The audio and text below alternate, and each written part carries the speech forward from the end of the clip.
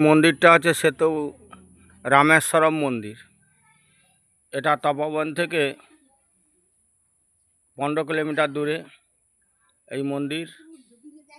এখানে রামচন্দ্রের মন্দির, সেই মন্দিরটা সকলে দর্শন করুন। মন্দিরের এই যে দিঘি দেখা যাচ্ছে, এই যে রাস্তা দেখতে পাচ্ছেন, এই রাস্তা ধরে রামচন্দ্র এই নদীতে স্নান করতে যেতেন। সেই স্নান নদী, সেই নদীও দর্শন করুন। মনোরম জায়গা, সুন্দর পরিবেশ। বহু পুণ্যার্থী যাত্রী এসেছে দর্শন করার জন্য মন্দির। এই মন্দির চত্বর, মনোরম পরিবেশ। রাধে রাধে।